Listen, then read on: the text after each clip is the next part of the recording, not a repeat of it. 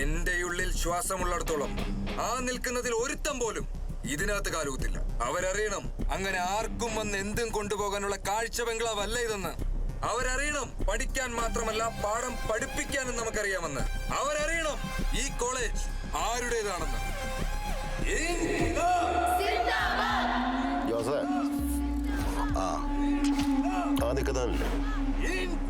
അവനിട്ട് 2 പൊട്ടിച്ചാൽ മതി, ബാക്കിയുള്ളവന്മാരെ ഓടിക്കോളും. ഇതൊക്കെ എന്തിട്ടാണ് നമ്മൾ ദീവാഞ്ചി പൊട്ടിക്കുന്ന 3-4 പട്ടാസ് വരെ ഒറ്റങ്ങൾ ഓടിപ്പിക്കാൻ പൊട്ടിക്കില്ല പക്ഷേ